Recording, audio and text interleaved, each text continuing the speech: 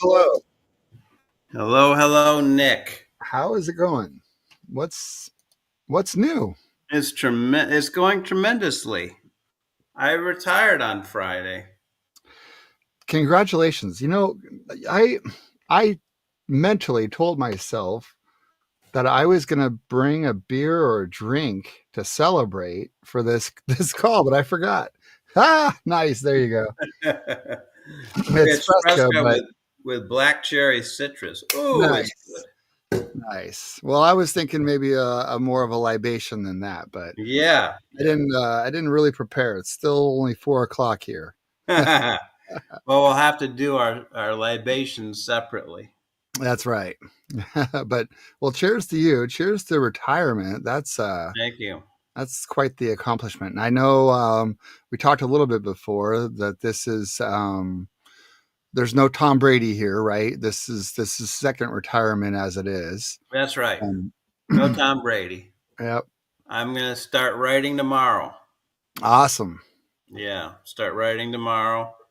And in the fall, I'm going to start volunteering a couple hours a week at a homeless outreach. Oh, okay. But, it's also wise to pass the torch Yeah.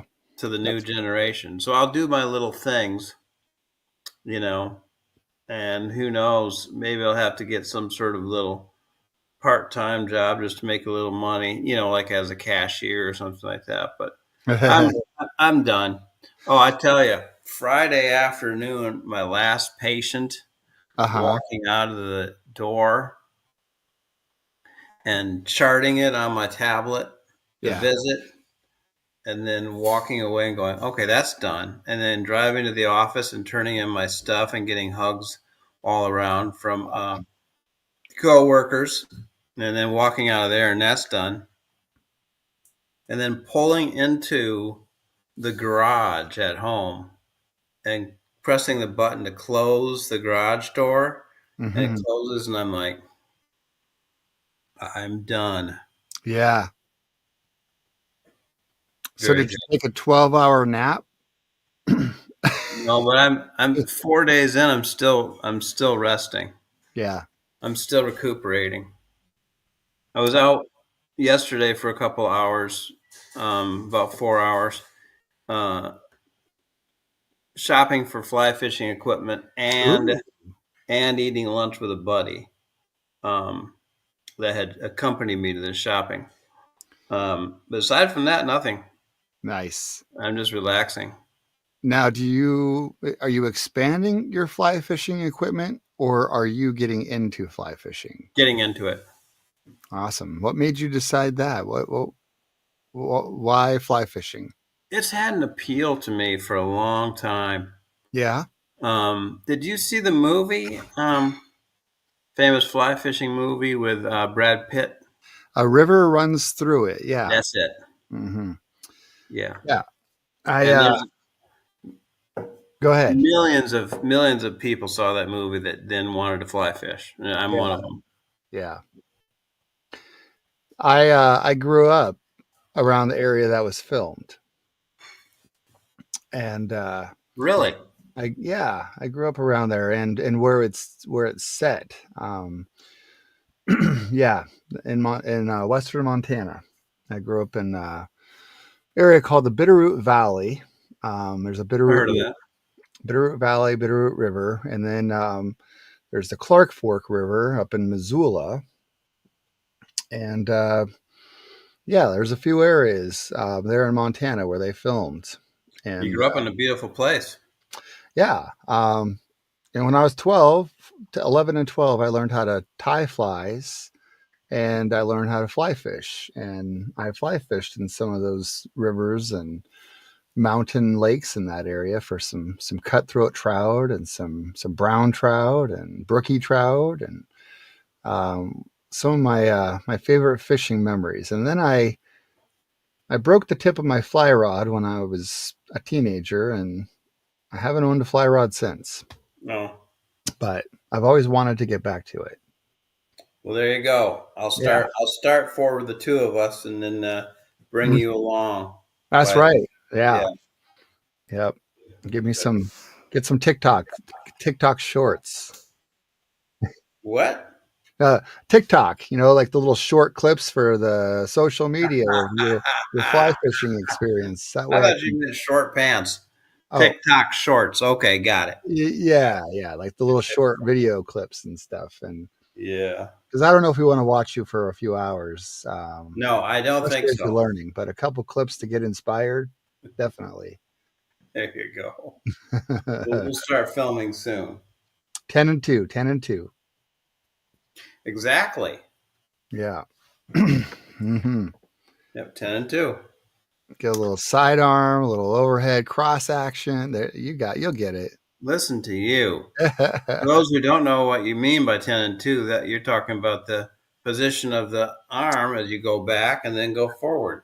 That's right. Yeah, on the cast. That's right. You Yeah, know. one of my favorite movies. One I Yeah. actually go back and rewatch regularly. Oh, I've only seen it the one time. I should watch Really? it again. Okay. Yeah, get the fever going. Yeah. Well, definitely watch it again. It, So, I wanted to say something about last week's episode. oh, Two yes. weeks ago. I mean, our most recent episode. The introduction to the meta crisis was Right. our Are you last. good with me just jumping in? Yeah, of course. Absolutely.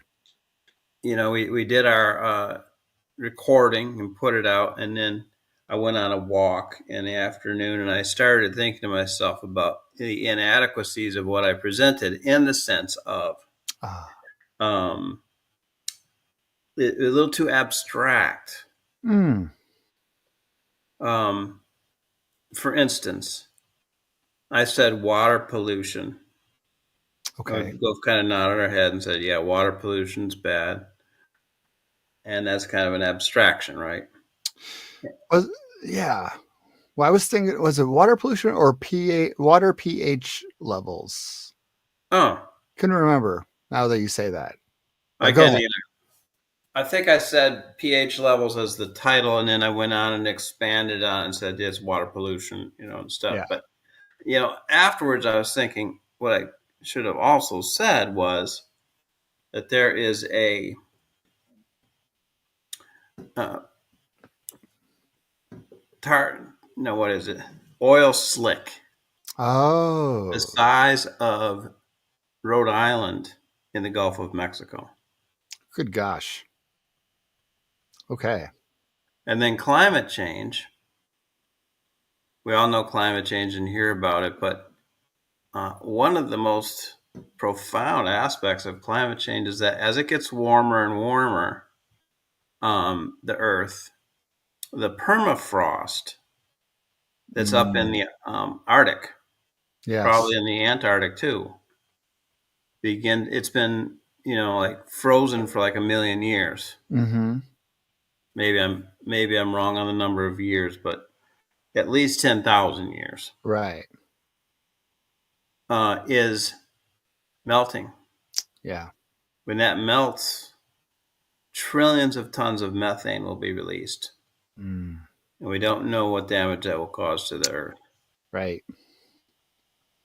And then also, when I said mental health, I've neglected to mention that leads to mass shootings.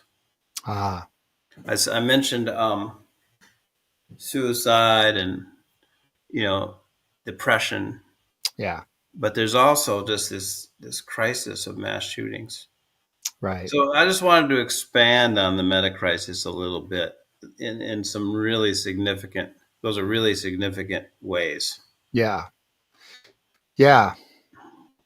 A I little mean, less. I have a feeling. I mean, as we continue the journey with the episodes on the meta crisis, that there'll be a lot of that. I mean, whether it be from comments or reflection of our own, I mean, it's a massive network of things which are all very interconnected, and you can find thousands of another of more examples or experiences that feed into so many elements of it, whether, and as you very well pointed out, from the very macro, grand physical earth aspects to the very abstract and sort of wonderment of the human mind too, so Hmm. yeah, Yeah. mental health. So, also, I just, Yeah. with the ruling that happened from the Supreme Court, um, I guess that was yesterday morning. I can't remember when it happened, came down that a president has absolute immunity on crimes that he may commit. Right. I mean, that just increases the meta crisis, in my opinion, Yeah. because we can get this fool elected, Trump, I'm referring to, Uh-huh. a sociopath, and he can wreak havoc. Yeah. Well, and yeah, and with somebody with an entire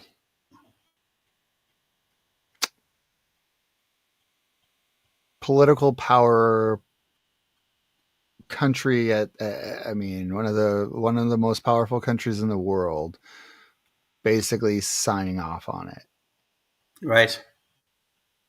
And I said, those of us with conscience are going to have to fight back with the good, the true, and the beautiful as Yeah. our The good, the true, and the beautiful. yeah, Yeah. Yeah, I like that. me too. Yeah. So Yeah. that's just a little addendum to last time that we met. I just wanted to add a little bit. No, I think that's yeah. There's always, I mean, it's tough just to see where we're headed.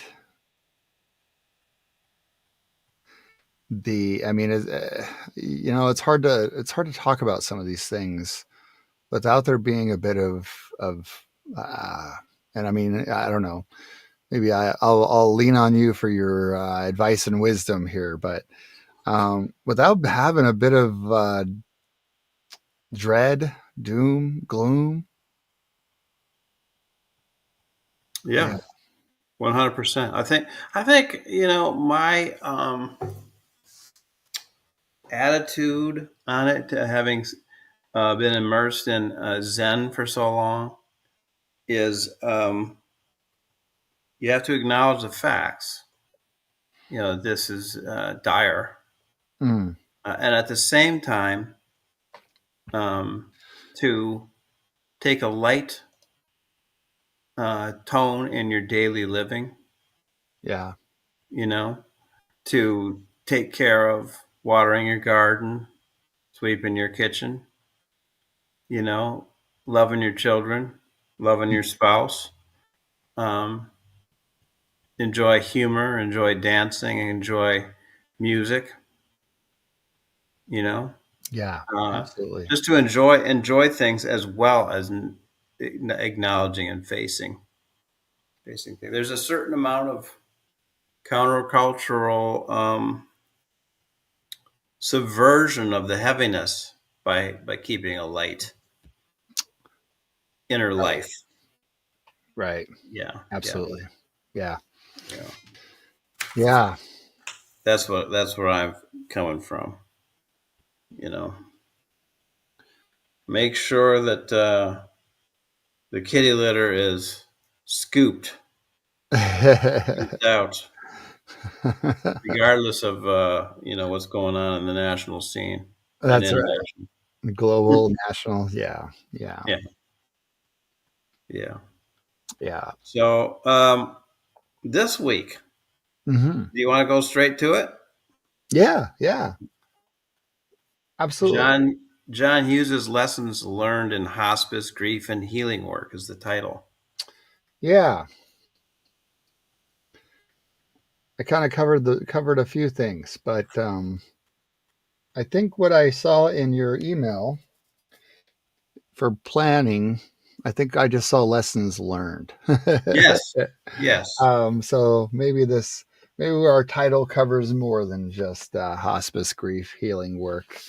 Um, but as you mentioned, you retired, and you retired from the hospice work. I mean, I'm sure there's always going to be a calling. You're going to be people who are near dear and know you that will probably lean on you for your guidance and wisdom and knowledge in that those aspects.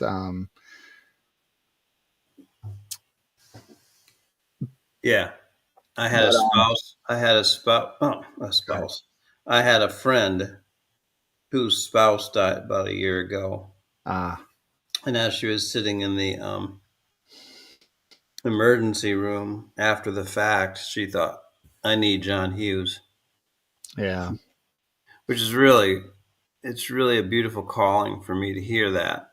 At the same time as knowing that I don't have any magical powers or magical insights, but it's really nice to hear that, and that will always be, a big part of who I am.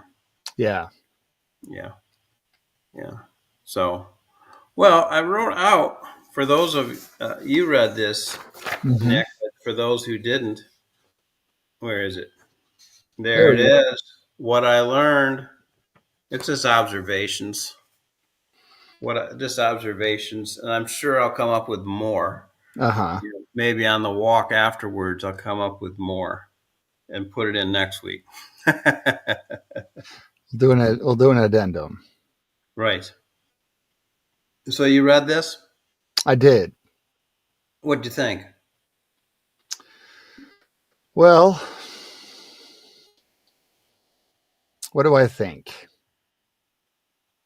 I think it's a very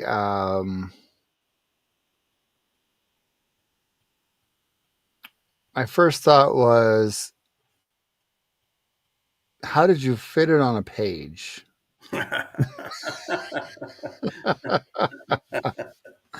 That was my first thought. Yeah. By sitting there one night with my computer on my lap and just typing what I was thinking. Yeah. Yeah. Um, I thought, and then there was a phrase that stuck out with me. This idea of the death doulas, Yes. and that created some imagery for me, both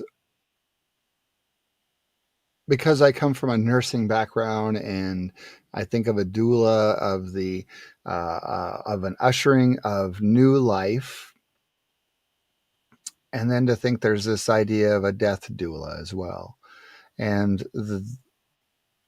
those elements of treating the whole person and the experience and the environment and the setting and how they matter, how it can allow one to pass peacefully with the dignity and the respect and whatnot. And I actually felt like the doula idea, when I think of doulas, there's a big part of me in American culture that comes with doulas. I feel like comes with a bit of privilege. Ah, Um, because I don't know a lot of people who are of lower income and or lesser means who often have doulas, at least not in my area in the state of right. Washington. Um, a lot of people who have doulas for birth in this area and in my world also are the kind of people who might also be stay-at-home mothers and have au pairs. So, not to say that that's anything wrong with that or that they're of a same group, but um, on the one hand, I think everybody deserves the opportunity to have a right to a death doula and this an ushering of your life and dignity and death.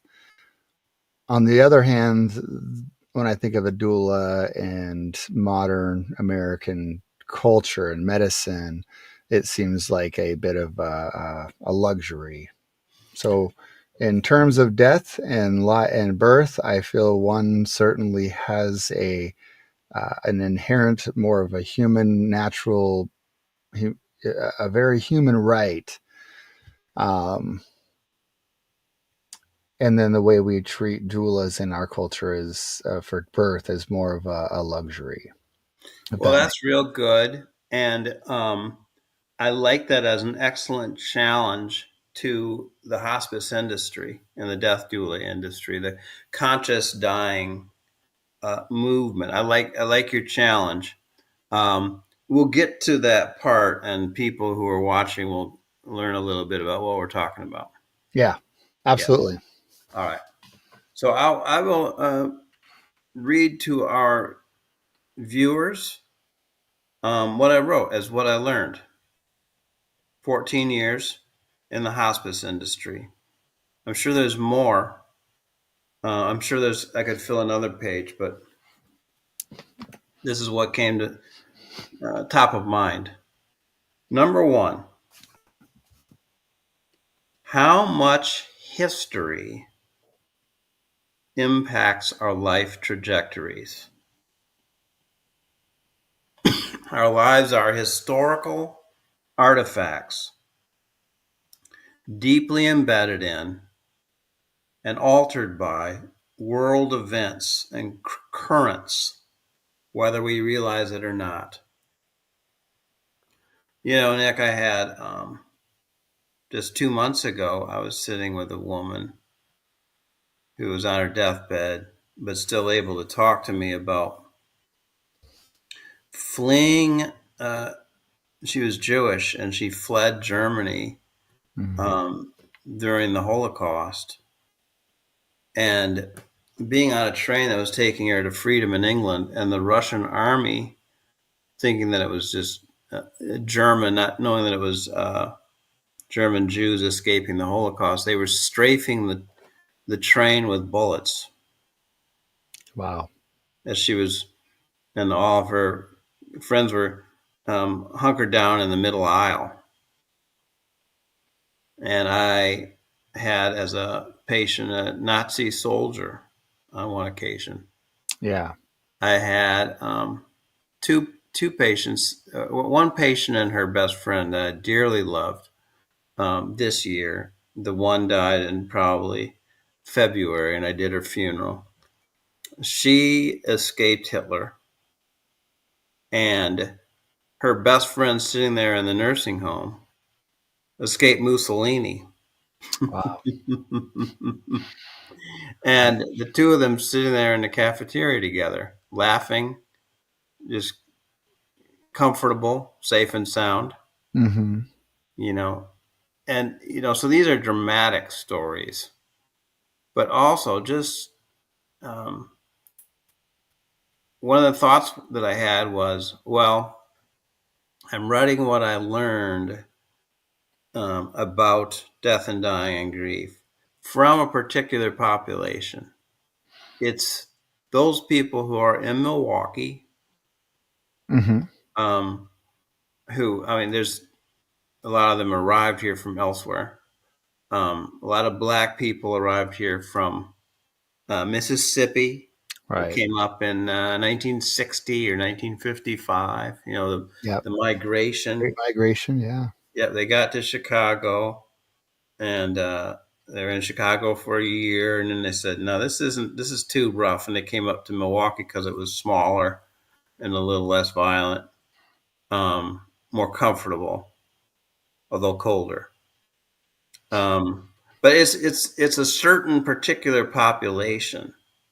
So I don't view this as a universal truth, but I do all these observations. But I do notice how powerful history and world events and the undercurrents of human life are with people. A lot of people struggle with depression, and when you talk to them about their lives, it's like their parents uh, had no privilege, to use your term there, and Hmm. so they were the all-out struggle for survival, and it didn't, Maslow's hierarchy of needs. Yeah. They got the basic subsistence need met, but Hmm. the self-esteem stuff and the joy at the top of the Right. hierarchy wasn't met.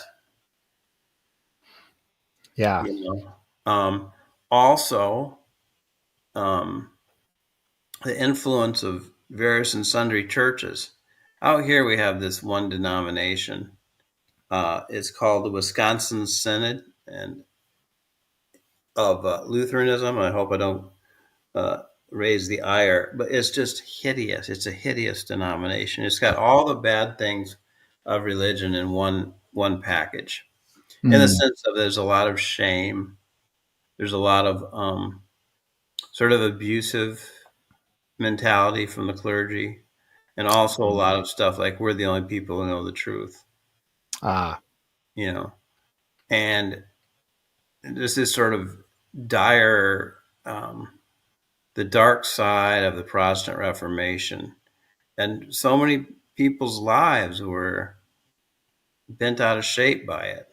You know, um, that's just one thing I noticed so much in my career, and it's really altered the way I look at a person.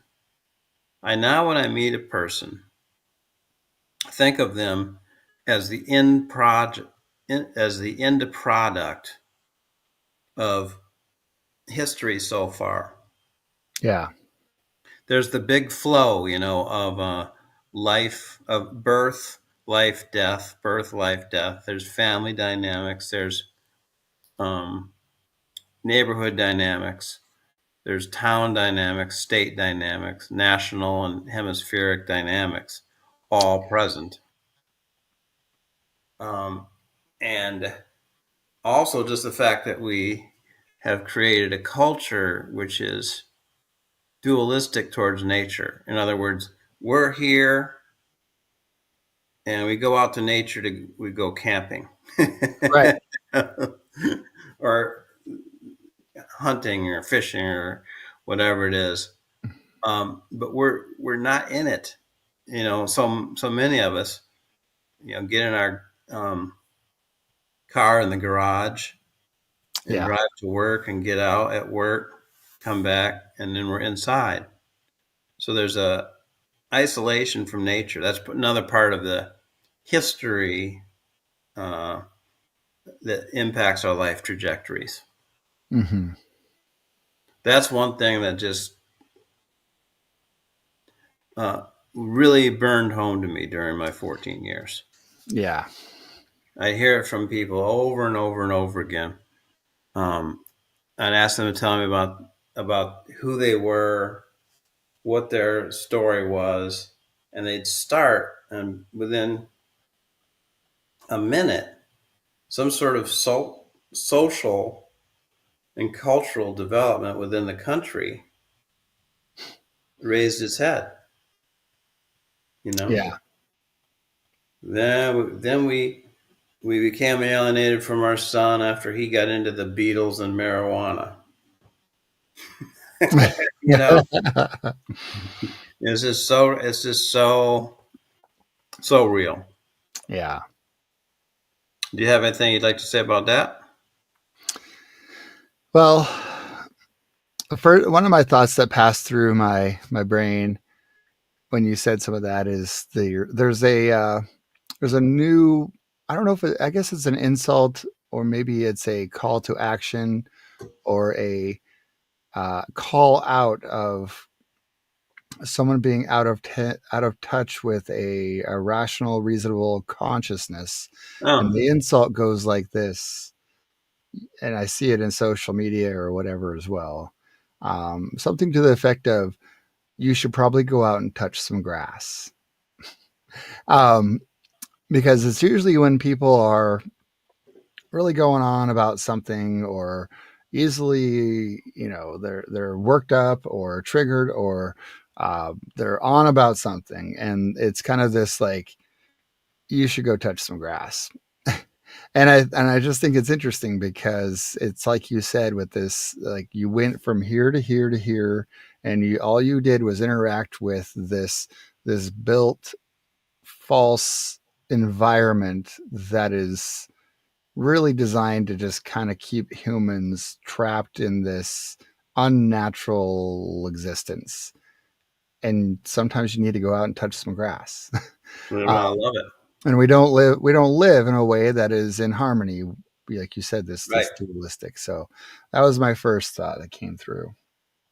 The Good. second thing that there's something you said there that hit me at the end, which was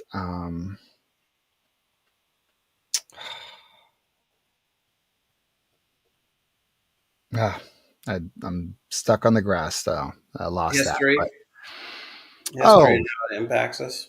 yes, history, it impacts us, and yet we seem to have this mentality of thinking that we can also break, not break, but create a new history. And sometimes I feel like in doing so, we're so contrarian to history and thinking we can make new history that we actually forget that all we're doing is repeating ourselves. Um, Wow, that's really great. yeah, Hmm. I love that. It's true. And it's challenging. yeah. Damn you, Nick. You've been challenging tonight. Ah, had a day to think on it. There you go. There you go. Yeah. All right. Shall I move on to the second observation? Yes, please. Yes, definitely. 99%, 99.9% of all people die peacefully in the end. Wow. There's a lot of anxiety I think people have. That's the reason I bring it up is people have anxiety about dying. Yeah. Um, I saw in 14 years, I don't know what you've seen, Nick. Of course, I didn't see car accident and shooting deaths, but um, Hmm. two people died suffering at the very end, even at the very end, even though we had them on morphine and lorazepam. Yeah. Those two people had both committed murders, and they died with unquiet conscience. I tell people that, and some people get mad at me for saying it. I'm like, no, it's just a fact. I didn't invent it. I didn't tell them that they had to die unpeacefully. It's just how it turned out. Yeah. Um, but that's something for people to think about when they think about their own mortality. In the end, you will die gently, unless it's of a brutal car accident or a shooting. Well, but I think what you make a good point is 99.9. I mean, billions of people in the world.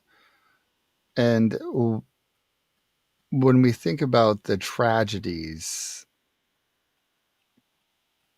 and I hate to say it, but sometimes the tragic deaths for the individuals may have, in the moment of, been peaceful. Yes, Yeah. We as the impacted parties and those affected by that loss may not see that there was a peaceful death right. because it's so painful for us. But I'm reminded of the person who's been, who's maybe on hospice, and I'm gonna use one of my best friends from childhood. Well, two parents example.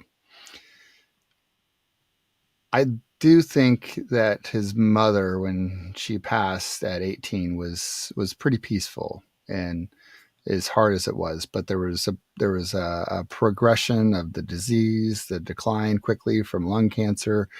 That there was medications, there was medicine to help ease that the physical pain, suffering, and that there was some recognition of what's happening in the moment, and just making peace. And I saw it with my wife's father, who passed very similar to that. Well, then my best friend from my childhood best friend, his father was big into his motorcycle. I guess I'll call it gang because it really was, but club gang. Um, and he ended up on a nice ride on a nice day, and as they say, he had his last ride. He died at the end of a road on an accident, um, which sounds painful and tragic, but to him, he went out in the way which he would have Yeah, wanted, whether it was his choice at that time and it was any sort of plan or it was the process. But and they were painful, and they affect those people. But for those, yeah, I can't really think of it being unpeaceful. You know, right. undesirable for people who love them, but I don't know if I could say unpeaceful. So Amen. Right, right. yeah. So for our viewers, I noticed we had about 42 or 43 viewers last time over the week. Oh, okay. So for our viewers, if you worry about your death, the dying process will be gentle and Hmm. peaceful. That's an important thing to know. Yeah. I All think I right. spend a lot of time worrying about my death because of that. And I'm gonna because we have a lot to talk about, and you have a lot of insights. I won't go too far, but um, I'd say the anxiety and fear and worry and anticipation of that time, um, it's probably far more painful than it will be. Yeah. And Yeah. I've always said I fear death. I am scared of death because why would I want to die? It means I won't see all those people who I love, you know? Yeah. Yeah. Of course. Yeah. It's like I don't Somebody. feel bad for the people who lost them. I feel bad for the one who died because they're the one, like, that's all of them. All of those other people are in a way lost to them. Where we all as a group and a community lost one. That one lost all of us. Exactly right. Yeah. Exactly right. All right. On to the next one. I learned how my assumptions that people are sad to die and their loved ones are sad that they are dying are proven wrong again and again. People's attitudes towards death of themselves and their loved ones are as variable as fingerprints.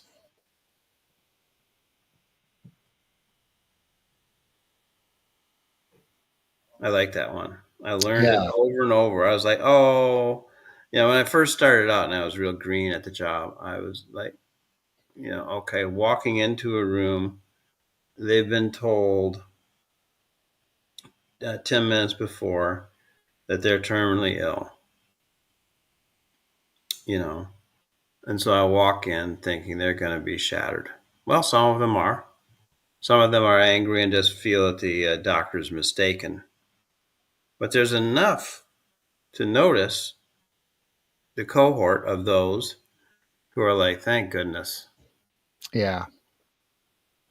you know, this is over. I can shuffle off my mortal coil. So, uh, It's, and then also people that lose their loved ones, people, they're not cruel or anything, but they're just like, oh yeah, Thank goodness, because their last 5 years were really rough. I'm glad that the suffering's over. And it's a loving attitude.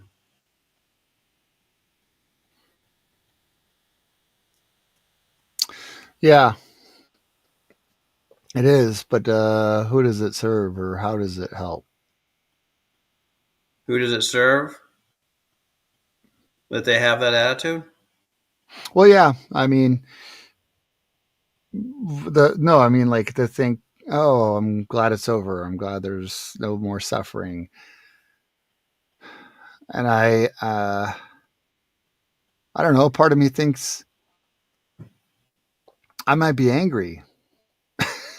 I'm like, man, that was a lot of suffering to endure.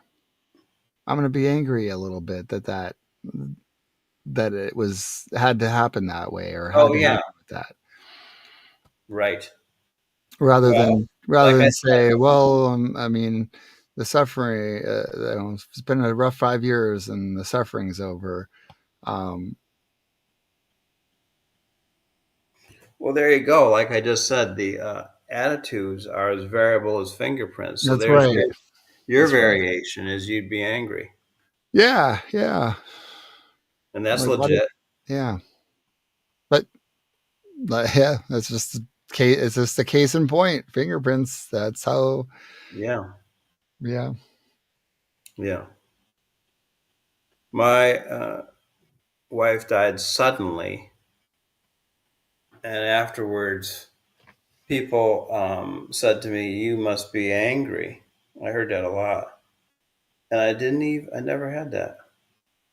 What I did have was I felt sorry for her. That Mm, was my reaction. But she was only 36, yeah. which seems younger and younger every year. Right. Yeah. So, all right. I hope people that are watching this are willing to make comments. All right. Here's a kind of a funny one. I kind of put a variation of feelings in these observations. Hmm. People still try to feed the dying even in their final days when their bodies have shut down. Do you get that part, Nick, in your work? Yeah. You mean like literally physically feed, like Yes. nutrition? People who have shut down, who would aspirate the food if it was given to them. Right. Right. Yeah. There's something. There's something that seems to be like that last bit of hanging on to hope. It's this biological imperative, right? If maybe if they will eat, that they will get better, and if they're eating, it means they are going to get better, and you know what I mean. Yes. There's this selfish association with it, and I mean you probably see this more, but where they're so used to this person nurturing and trying to be helpful to them that it's sort of almost automatic too that the dying person feels obliged to, well, I don't want them to feel bad, so I'll eat this or I'll try. Yeah. Yeah. And some people just don't know. They just don't. Yeah. Yeah. Both the both the family member and the patient. Yeah. There's They some, just there's don't know. definitely some denial there. There's some maybe a little selfishness. There's maybe a little false hope. Hmm. But for our viewers watching, you will have a loved one get to a certain point where feeding them does not help them. They aspirate it. Yeah. It's like a toxin. Their Hmm. body has shut down to the point that they're not going to consume anymore. Right. And when your nurse tells you that that's the case now, it's time to honor that. Yeah. Sad as it may be. All right. Another one. Communication amongst many families is poor. often out of an attempt to protect one another from truth. This exacts the enormous cost of cutting off farewell conversations. Mm, You may have had this in your work too, Nick, as a nurse, where you have a family and a doctor and nurse and social worker and right. chaplain all being cheerful around a patient, trying to cheer them up. Hey, hey. Oh, I've seen some bad chaplain work in that uh, Yeah. in that vein. Um, and everybody leaves the room and you're alone with the patient. And the patient says, "Do they know that I'm dying?" Then you're out in the lobby with the family and they say, "Does he know that he's dying?" Or Ah, God. I'm like, maybe you two need to get together Yeah. and talk about. Talk about what's really happening. What you're Yeah. both would talk about the elephant in the room. Yes, the elephant in the room, exactly. And, I worked with, I think, 100% good guys, good people in the doctor role. I Hmm. don't think I ever worked with a bad doctor. I worked with a lot of them, all good people. But they do sometimes, out of their humanness, uh, Mm. skate Yeah. skate around the the reality. You're terminal. They say things like, "Well, this is a potentially life-threatening illness." I'm like, Mm. "Potentially? You're dead in 3 months, my friend." Right. You know. Um, I had one doctor who said, we did this maybe 8 or 10 times, where we went into the room and I delivered the news while he stood there. Hmm. And then I said, and then you provide the medical expertise after I've Yeah. broken the ice. Yeah. So That's an interesting thought. the one about us not being honest to each other. Well, no, that's good, but no, like the idea of a non-medical approach, like Mm-hmm. there's a lot of details that we could get into: the how, the why, the timeline, the prognosis, the the literal breakdown of how you're going to die.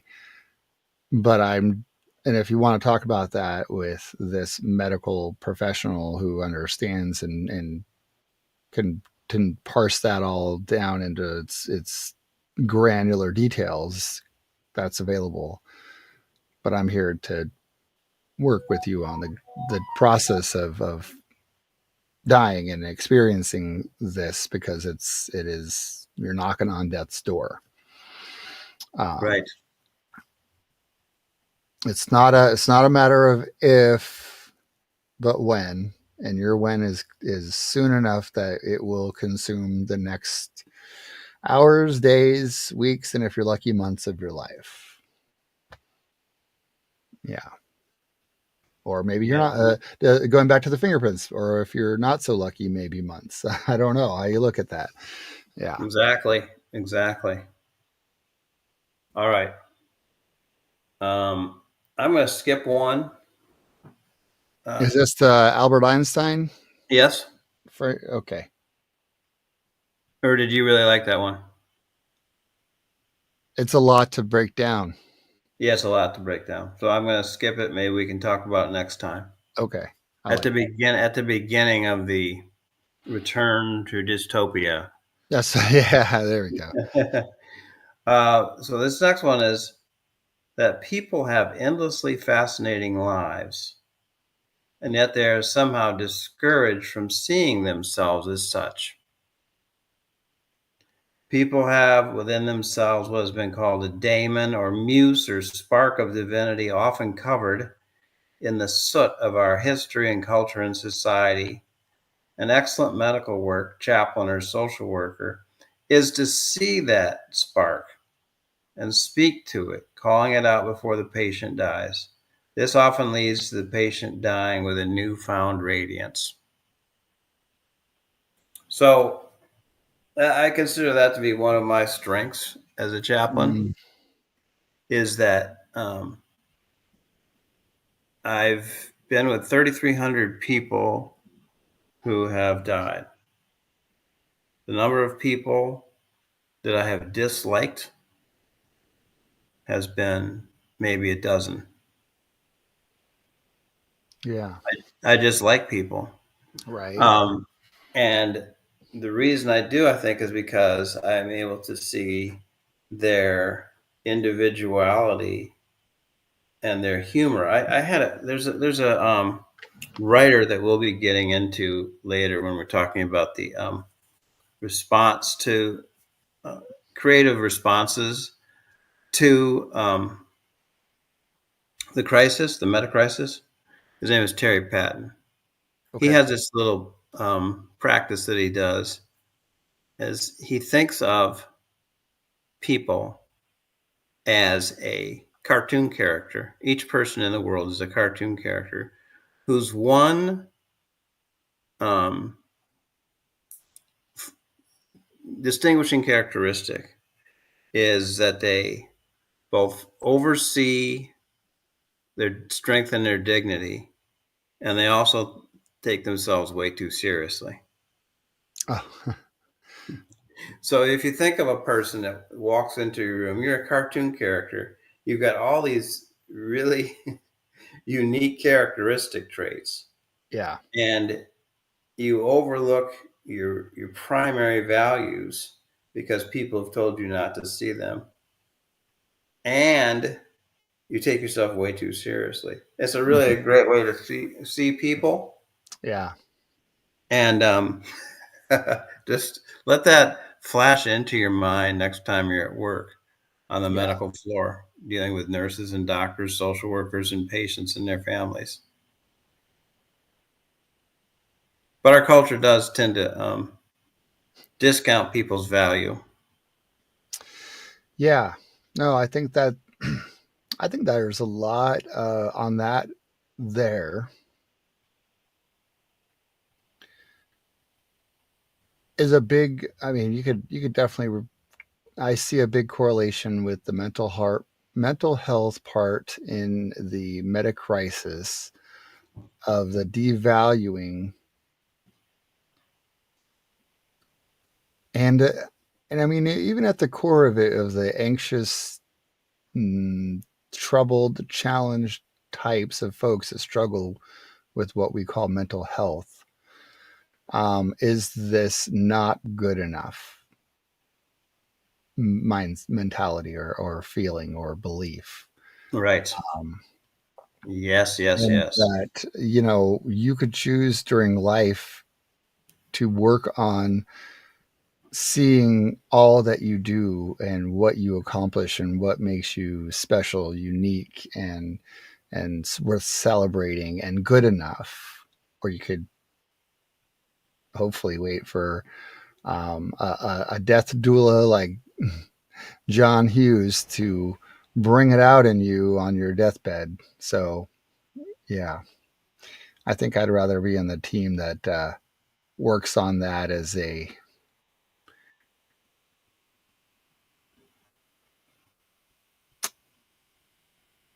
acceptance or a reality that brings radiance before that time and death, right? 100%. Yeah, Each person, when you walk into those rooms, they're yeah, an adventure of history, an adventure of characteristics. They're the Myers Briggs stuff, but each hmm, person, they're more than just those four numbers. They're those four numbers in varying degrees of intensity, and the linguistic yeah, um, nuances are great. I love linguistic nuances. I love what people say.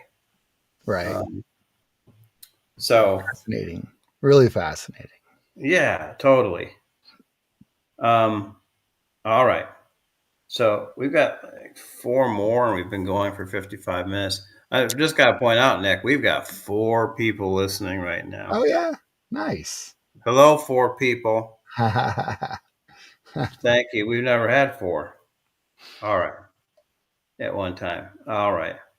So I think we'll call this one the last one. Okay. We'll do more next time. There is a movement called death doulas. Have you heard about that before, Not Nick? really. Only from you and from you know part of this. Yeah, Yeah. it's on the rise. It's kind of a countercultural development. Um, it gives me hope. It could potentially run aground on lack of rigor in the training and accreditation. That is definitely a challenge. I've looked at their curriculums. Hmm. I looked at one school's curriculum, Boulder, Colorado. It's Okay. good. They have a good curriculum, but I don't know what the teaching is actually like. Good bibliography too. Um, if it avoids the lack of rigor pitfall, and death doulas are able to be paid by insurance companies, they could bring much needed new life into the hospice industry. Um, the industry has become overly corporate, with the cost being that frequently the charting is considered more important than the actual care, and conformity of practice is considered an alternative is considered more important than intuition, creativity, and courage in caretaking. Death doulas could address that as an alternative hospice model. An ideal death doula and death doula community would be grounded in meditation, embodiment practices, and by that I mean things like yoga, qigong, tai chi, that sort of thing. Depth psychology and an ongoing conversation, and more thoroughgoing feedback from patients and their families than is currently the norm.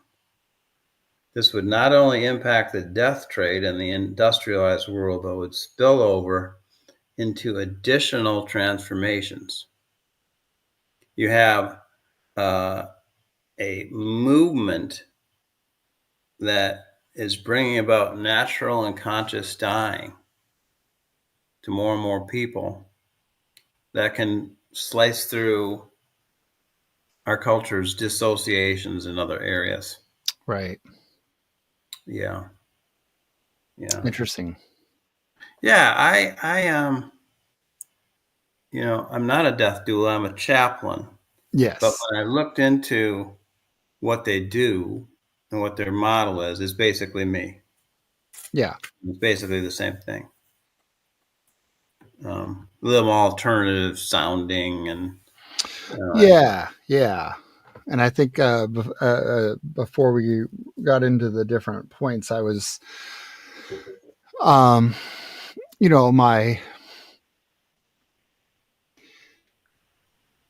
immediate thought, as with the doulas for birth, is that again we carve out a unique and a holistic experience that puts the individual that is going through this this process of life and coming to life or being alive and then exiting this life, um, and that it is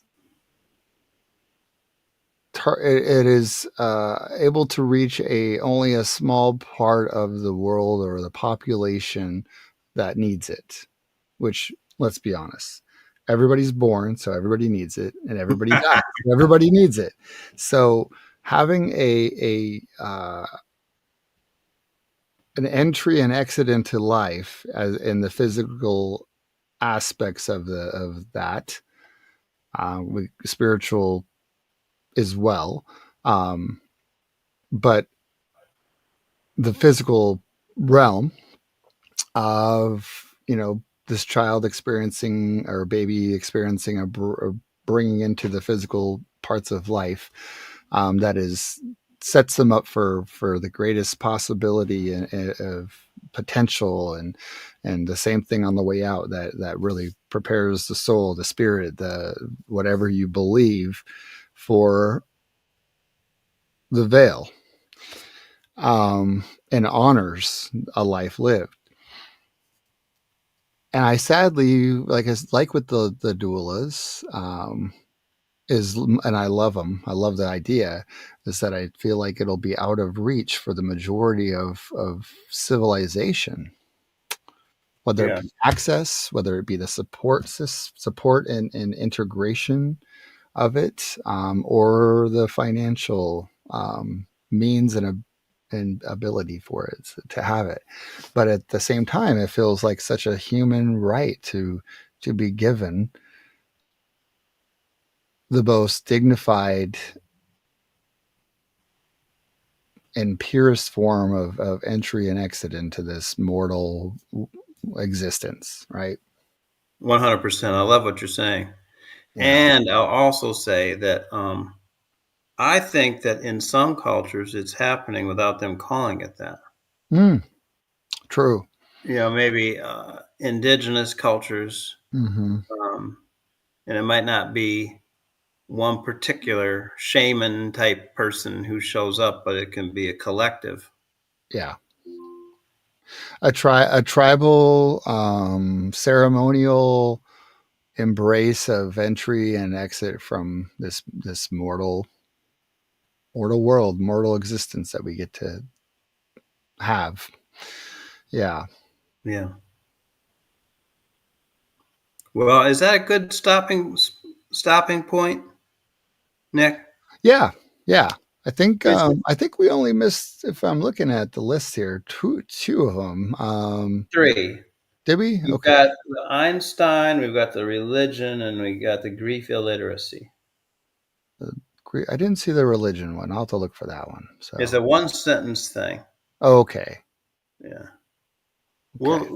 We'll bring it up next time. Yeah. Yeah. But I mean,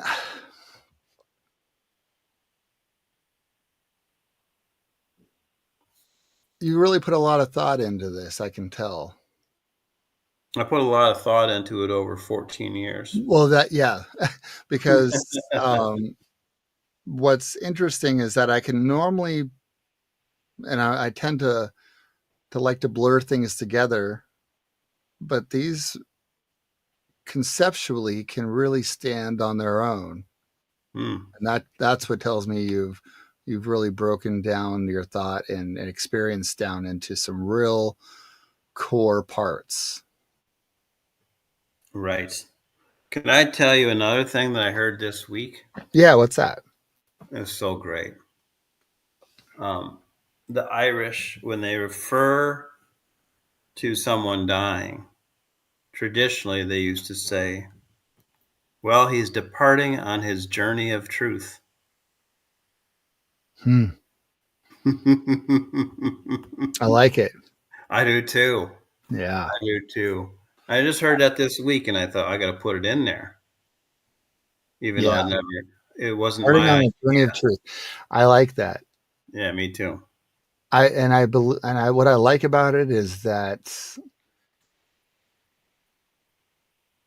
it to believe so, to embrace that, means that I have been on a journey of discovery and assumptions and speculation. Then I get to go on this journey to see where I nailed it and where I didn't. you know, how much? Exactly. What did you? I didn't even think of it that way, but you're right. I like that. Yeah. Did you get it, or did you miss this here, or um, yeah. Meditation lately for me has been the journey of truth. I'm sitting there on the meditation cushion and memories pop up that it's like judgment day. Oh, Memories come up that I haven't thought of in 25 years. I'm like, oh God, I did that. I can't believe yeah. No, it. no, no, no. Some of those tapes don't. They're not meant to be rewound.